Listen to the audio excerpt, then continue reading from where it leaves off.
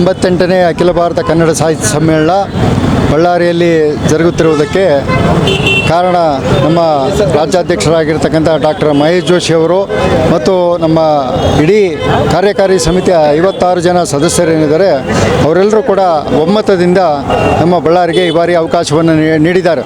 12 ಜನ ಸ್ಪರ್ಧಿಗಳಿದ್ದರು. ಅವರೆಲ್ಲರ ಮನವೊಲಿಸಿ ನಮ್ಮ ರಾಜ್ಯಾಧ್ಯಕ್ಷರು ಈ ಬಾರಿ ಗಡಿಭಾಗ ಆಗಿರ್ತಕ್ಕಂಥ ಬಳ್ಳಾರಿಯಲ್ಲೇ ನಡೆಸೋಣ ಅಂತಕ್ಕಂಥ ಒಂದೇ ಒಂದು ನಿರ್ಣಯವನ್ನು ಎಲ್ಲರೂ ಕೂಡ ಹಿಂದೆ ಸರಿರಿ, ಈ ಬಾರಿ ಬಳ್ಳಾರಿಗೆ ಕೊಡೋಣ ಅಂತಕ್ಕಂಥ ಒಂದು ಸೂಚನೆಯನ್ನು ಕೊಡುವ ಮೂಲಕ ನಮಗೆ ಬಳ್ಳಾರಿಗೆ ಅವಕಾಶ ಮಾಡಿಕೊಟ್ಟಿದ್ದಾರೆ. 1958ರಲ್ಲಿ ಜಯಚಾಮರಾಜೇಂದ್ರ ಒಡೆಯರ್ ಅವರು ಬಂದು ಈ ಸಮ್ಮೇಳನವನ್ನು ಉದ್ಘಾಟನೆ ಮಾಡಿದರು. ಇಲ್ಲೇ ಪಕ್ಕದಲ್ಲೇ ಇರತಕ್ಕಂಥ BDA ಗ್ರೌಂಡ್ನಲ್ಲಿ ಆ ಸಮ್ಮೇಳನ ನಡೆದಿತ್ತು.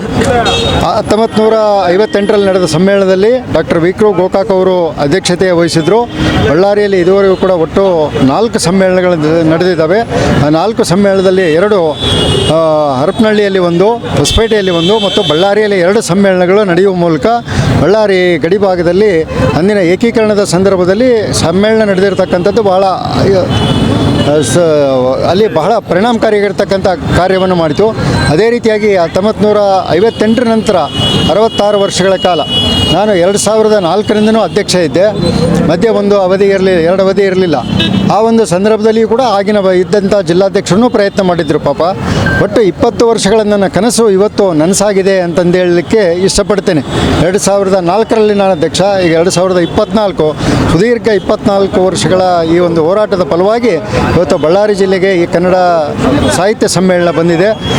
ಇವತ್ತು ನಮ್ಮ ಕನ್ನಡ ಪರ ಸ್ನೇಹಿತರು ಎಲ್ಲರೂ ಕೂಡ ಇಲ್ಲಣ್ಣ, ನಾವು ಇವತ್ತೊಂದು ಇದನ್ನು ರಾಯಲ್ ವೃತ್ತದಲ್ಲಿ ನಾವು ಒಂದು ಸಂತೋಷವನ್ನು ಹಂಚಿಕೊಳ್ತಕ್ಕಂಥ ಒಂದು ಸಿಹಿ ತಿನ್ನಿಸುವ ಮೂಲಕ ನಮಗೆ ಈ ಒಂದು ಸಂತಸವನ್ನು ವ್ಯಕ್ತ ಮಾಡ್ತೀವಿ ಅಂದಿದ್ದಕ್ಕೆ ಇವತ್ತು ಇಲ್ಲಿ ಎಲ್ಲರೂ ಕೂಡ ಸ್ನೇಹಿತರು, ಎಲ್ಲ ಕನ್ನಡ ಪರ ಸಂಘಟನೆಯವರು ನಾವು ಸೇರಿದ್ದೇವೆ. ಇವತ್ತು ಸಮ್ಮೇಳನ ತರೋದು ಭಾಳ ಸುಲಭ, ಆದರೆ ಲಕ್ಷಾಂತರ ಜನ ನಮ್ಮ ಬಳ್ಳಾರಿಗೆ ಬರೋದರಿಂದ ನಾವೆಲ್ಲರೂ ಕೂಡ ನಾವು ಯಾವುದೇ ಸಂಘ ಇರ್ಬೋದು, ನಾನು ಅಧ್ಯಕ್ಷ ಇರ್ಬೋದು, ಕಾರ್ಯದರ್ಶಿ, ಅವೆಲ್ಲವನ್ನು ಮರೆತು ನಾವು ಕನ್ನಡಮ್ಮನ ಮಕ್ಕಳಾಗಿ ನಾವೆಲ್ಲ ಒಂದು ಸೇವಾವೃತ ಇದು ಅಂಥೇಳಿ ಸ್ವೀಕಾರ ಮಾಡಿ ನಾವೆಲ್ಲರೂ ಕೂಡ ಒಂದು ದಿಟ್ಟವಾಗಿ ಸೇವೆಯನ್ನು ಮಾಡಬೇಕು. ಬೃಹತ್ತಾಗಿರ್ತಕ್ಕಂಥ ಸಾವಿರಾರು ಜನರ ತಂಡವನ್ನು ನಾವು ಕಟ್ಟಬೇಕಾಗುತ್ತೆ. ಈಗಾಗಲೇ ನಮ್ಮ ಬಳ್ಳಾರಿ ಜಿಲ್ಲೆಯ ಅಖಂಡ ಬಳ್ಳಾರಿ ಜಿಲ್ಲೆಯ 10 ಜನ ಶಾಸಕರು ಕೂಡ ಪತ್ರವನ್ನು ಕೊಟ್ಟಿದ್ದರು. ನಮ್ಮ ಸಂಸದರು ಕೂಡ ಪತ್ರವನ್ನು, ತುಕಾರಾಮ್ ಸರ್ ಅವರು ಪತ್ರವನ್ನು ಕೊಟ್ಟಿದ್ದರು. ಅದೇ ರೀತಿಯಾಗಿ ಎಲ್ಲ ವಿವಿಧ ಕನ್ನಡ ಪರ ಸಂಘಟನೆಗಳು, ಆಮೇಲೆ ಧಾರ್ಮಿಕ ಮತ್ತು ಸಾಹಿತ್ಯಿಕ ಮತ್ತು ಸಾಂಸ್ಕೃತಿಕ ಸಂಘಟನೆಗಳು, ಆಮೇಲೆ ನಮ್ಮ ಚೇಂಬರ್ ಆಫ್ ಕಾಮರ್ಸ್ನವರು ಬಳ್ಳಾರಿ ಮತ್ತು ವಿಜಯನಗರ ಜಿಲ್ಲೆ ಅವರು ಎಲ್ಲರೂ, ಮತ್ತು ನಮ್ಮ ನೌಕರರ ಸಂಘದವರು ಬಳ್ಳಾರಿ ಮತ್ತು ವಿಜಯನಗರ ಜಿಲ್ಲೆಯವರು ಇಬ್ಬರೂ ಕೂಡ ಕೊಟ್ಟರು. ಇದು ಅಖಂಡ ಬಳ್ಳಾರಿ ಜಿಲ್ಲೆಯ ಕೊನೆಯ ಸಮ್ಮೇಳನವೂ ಆಗುತ್ತೆ ಅಂತಂದೇಳಿ ಹೇಳಲಿಕ್ಕೆ ಬಯಸ್ತೇನೆ. ಯಾಕಂದರೆ ಮುಂದಿನ ಚುನಾವಣೆಯ ನಂತರ ಅಲ್ಲಿ ಪ್ರತ್ಯೇಕ ಅಧ್ಯಕ್ಷರು ಆಯ್ಕೆ ಆಗ್ತಾರೆ. ಅಲ್ಲಿಯವರೆಗೆ 2 ಜಿಲ್ಲೆಗೆ ಕೊನೆಯ ಅಧ್ಯಕ್ಷ ನಾನು ಅಂತಕ್ಕಂಥ ಒಂದು ಹೆಮ್ಮೆ ಇದೆ, ಗರ್ವ ಅಲ್ಲ. ಈ ಒಂದು ಕನ್ನಡ ತಾಯಿಯ ಸೇವೆಗೆ ನಾವೆಲ್ಲರೂ ಕೂಡ ಕಂಕಣಬದ್ಧವಾಗಿ ದುಡಿಯೋಣ.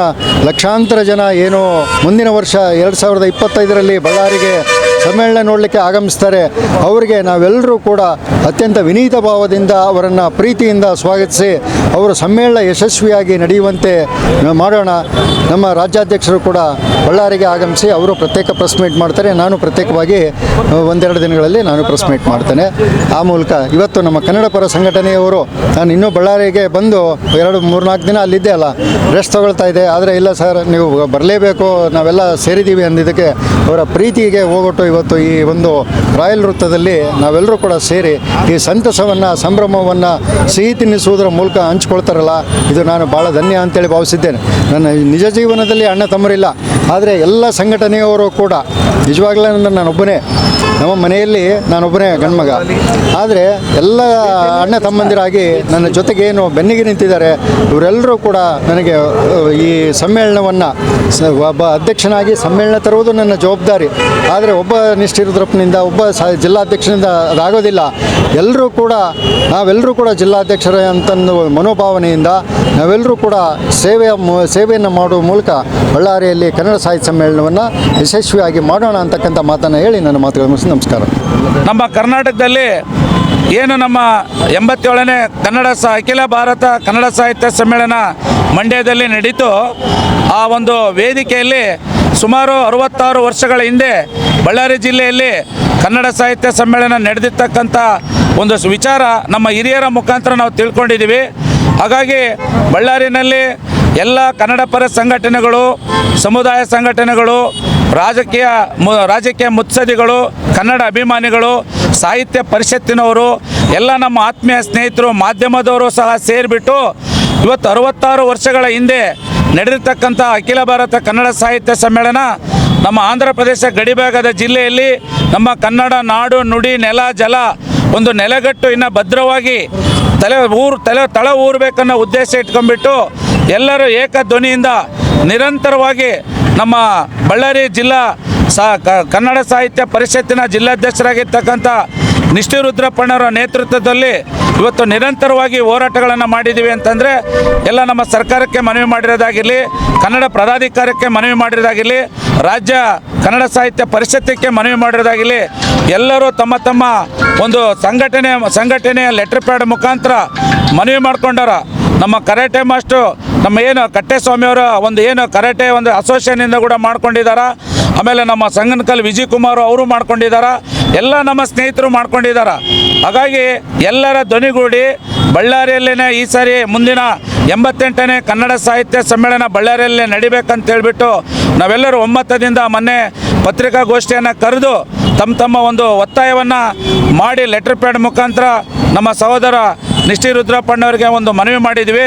ಹಾಗಾಗಿ 21ನೇ ತಾರೀಕು 87ನೇ ಕನ್ನಡ ಸಾಹಿತ್ಯ ಸಮ್ಮೇಳನ ಅಂತಿಮ ಘಟ್ಟದಲ್ಲಿ ಅವತ್ತು ಏನು ಘೋಷಣೆ ಮಾಡಿದಾರ, ಮುಂದಿನ ವರ್ಷ 88ನೇ ಕನ್ನಡ ಸಾಹಿತ್ಯ ಸಮ್ಮೇಳನ ಬಳ್ಳಾರಿಯಲ್ಲೇ ನಡಿಬೇಕಂತೇಳಿ ಘೋಷಣೆ ಮಾಡಿರ್ತಕ್ಕಂಥ ಒಂದು ವಿಷಯನ ತಿಳಿದು ನಮಗೆ ತುಂಬ ಸಂತೋಷ ಆಗಿದೆ. ಹಾಗಾಗಿ ಇವತ್ತು ರಾಯಲ್ ವೃತ್ತದಲ್ಲಿ ಒಂದು ಈ ಸಂತೋಷವನ್ನು ಹಂಚಿಕೊಂಡು ಎಲ್ಲರಿಗೂ ಕೂಡ ಅಭಿನಂದನೆ ಸಲ್ಲಿಸಲಿಕ್ಕೆ ಎಲ್ಲ ಕನ್ನಡ ಪರ ಮನಸ್ಸುಗಳನ್ನು ಕರೆದು ಈ ಒಂದು ಕಾರ್ಯಕ್ರಮವನ್ನು ಹಮ್ಮಿಕೊಂಡಿದ್ದೀವಿ. ಇನ್ನೇನು ಈ ಎಲ್ಲ ನಮ್ಮ ಅಧ್ಯಕ್ಷರುಗಳು ಇದ್ದಾರೆ, ಅವರೆಲ್ಲರೂ ಕೂಡ ಸಾಹಿತ್ಯ ಸಮ್ಮೇಳನದ ವಿಚಾರವಾಗಿ ಮಾತಾಡ್ತಾರೆ.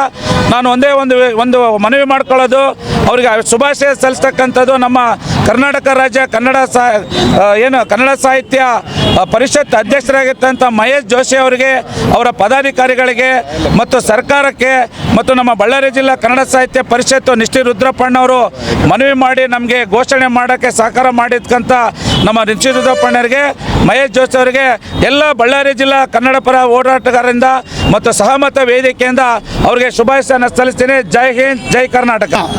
ನಮಗೆ ನಿನ್ನೆ ಮಂಡ್ಯದಲ್ಲಿ ಕೊನೆಯದಾಗಿ ಅನೌನ್ಸ್ ಮಾಡಿದರು, ಅದೆಲ್ಲ ಬಳ್ಳಾರಿಗೆ ಒಂದು ಶುಭ ದಿನ ಅಂತ ನಾನು ಭಾವಿಸ್ತಾ ಇದ್ದೇನೆ.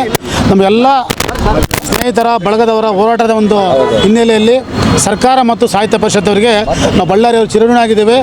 ಅದು ನಾವೆಲ್ಲ ಸ್ನೇಹಿತರಿಗೆ ನಾನು ಮನವಿ ಮಾಡ್ತಿದ್ದೇನೆ.